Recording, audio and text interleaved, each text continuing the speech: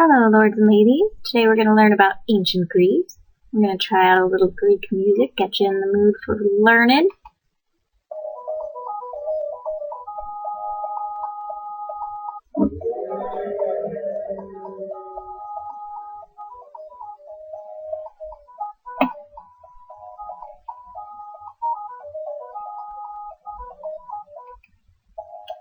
Now, the time we're talking about is around 2100 BC.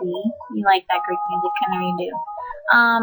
And so you'll see that the first group that we're going to talk about is actually a little earlier than that, but we're going to focus on the time period starting around 2100 BC because that's what we know the most about, though we will touch on the earliest civilizations before that.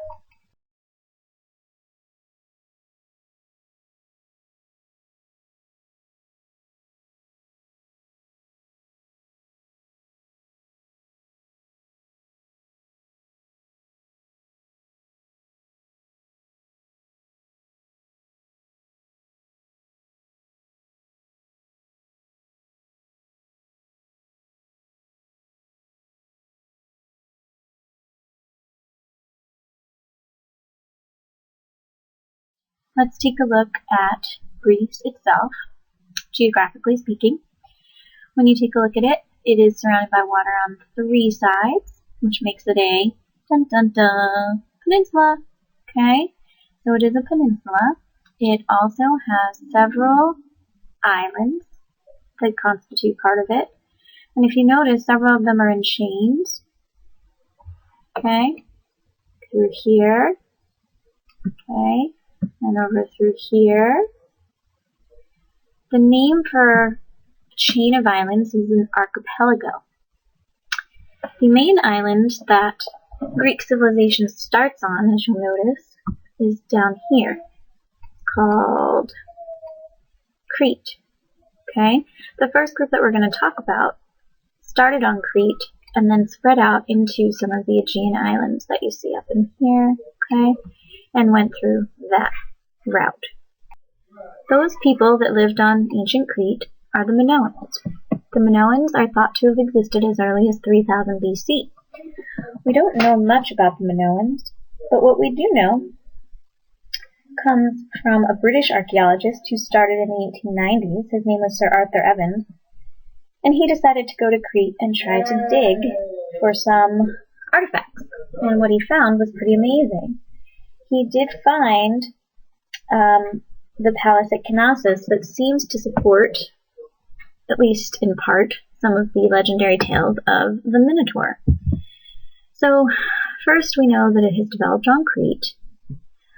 We know that also they traded throughout the Aegean Sea, and you saw the Aegean Sea in the map earlier on the eastern coast of Greece.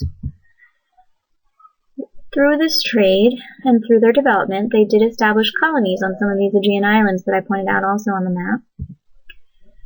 And as I said, Sir Arthur Evans found many artifacts that do give us some clue about the Minoan civilization and tell us a little bit about what they believed in. The reason why we don't know too much about them is because historians can't read their actual language, and so we don't know what it is that they were writing. We're not sure. It's not the ancient Greek that we've been able to decipher, obviously, and it doesn't seem to be very much related to that language, and so we don't know why or what they said. It was interesting in that they seemed to just disappear suddenly because the Mycenaeans came in and conquered Minos. And so the king was Minos, and we'll talk more about the Minotaurian class and those legends and things that come from that. But they were conquered by the next earliest group of Greek forefathers that we talk about, which is the Mycenaeans. So you have the Minoans on Crete, who we don't know very much about at all. And then you have the Mycenaeans, who are going to be the forefathers of all of the Greeks. Let's take a look at some of the Minoan artifacts that Sir Arthur Evans found. He found some pottery, so evidence that they had access to resources. He also found evidence of their religious beliefs. You have the Minoan snake goddesses.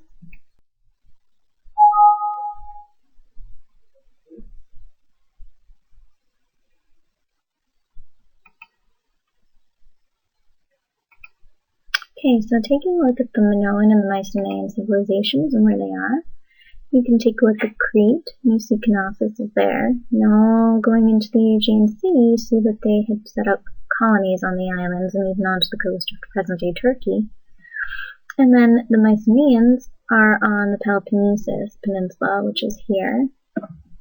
The Mycenaeans rise to prominence around 1400 BC. We know a little bit more about them because they spoke a form of the Greek language. They were excellent traders, which when you look at the map you can see why. They're on the peninsula and they're near the Aegean and the Mediterranean. They were very warlike, and their kings had a tremendous amount of power over the people. They would listen to them because they were good at making the society better. They did build great monuments. Okay, the Lion's Gate I'll show you soon. And historians think that the Trojan War is what has brought the downfall of the Mycenaeans. And again, these are the precursors to the Greek population that we'll focus more on. Droughts, famine, invasions, and trade interruption brought about their collapse. Obviously droughts, if it's not raining, if you're not getting the rain that you need, your crops won't grow, and that will lead to the famine. And if you're already weak, invasions are always a danger. And trade disruption would bring even more heartache to a poor economic situation. So by the 1100s BC, the Mycenaeans, that's when you start to see the beginning of what we now refer to and what we'll mostly focus on of the Greek city-states. Okay, when you look at the city-states, there's going to be several of them.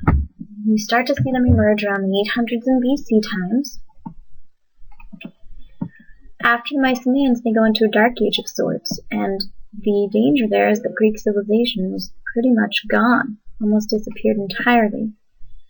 It's not going to be until the 800s BC, so about 300 years, that Greek society is going to finally stabilize again. And when it does reemerge, it's going to be centered around what we call the polis, or the polis. You can say it whichever way you prefer. But the polis is city-state. That's what that means.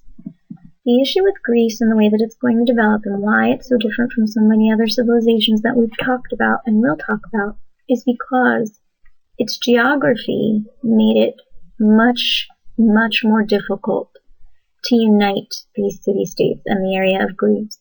You have the island archipelago, you have the peninsula and tons of mountains. So traveling and communicating between these city-states is very, very difficult, and that means that they're going to not unify. They're going to develop almost in isolation from each other even, and develop unique cultures because of that, although there will be certain things. As you can see from the clip, the polis is the center of Greek life.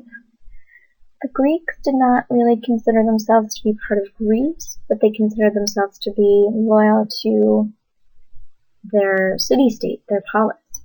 And so for them, the polis was central to Greek life. This is where culture took place. This is where life took place. Typically, the polis was built around a high area that they called the Acropolis. The Acropolis would have all, their religious buildings, places where they can conduct their ceremonies to the gods and all of those things. This is the area of the city that is, they spend a lot of time building and a lot of time making look wonderful because it is the centerpiece of the city, and it's the high point of the city. Below the Acropolis, you have the Agora, and that is the market. The Agora is the marketplace. This is where they're going to, talk to each other, hang out, go and buy things that they need. There's going to be other public areas there, possibly a gym. There's always going to be shops and houses. There's going to possibly be public baths. You might find a gym where people can practice their sports and their activities and exercise. Typically, outside, you're going to have a wall that surrounds the entire thing to serve as the first line of defense against any kind of attack. And then outside of that, there might be some more houses, you're going to have the markets, and you're going to have fields where they grow their food to help them. Additionally, in the polis, you're going to see different city-states, different polis areas, different city-states are going to have a different type of government. Typically, Athens is associated with democratic government, but you also had Corinth, which is ruled as an oligarchy. An oligarchy is where a small group of people rules the society. And then you typically again have Athens, which is a democracy, which is ruled by people, power from the people. Spartan had typically a two-king system, so you're going to see various forms of government in these policies that are unique to each. So it just kind of, again, outlines the fact that their geography was that influential over even what kind of government they had, from the oligarchy of Corinth to the democracy of Athens. Okay, these are two different types, but you also had, when you looked at Minos and Mycenae, they were already monarchies. So you're seeing that the Greeks kind of evolved out of those things and to decide and have more and different types of government.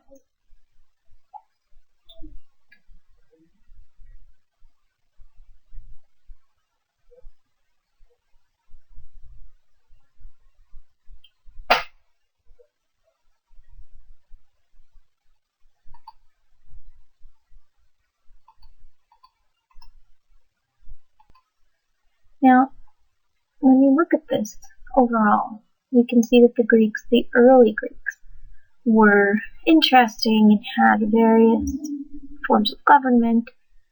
We're going to see that that will continue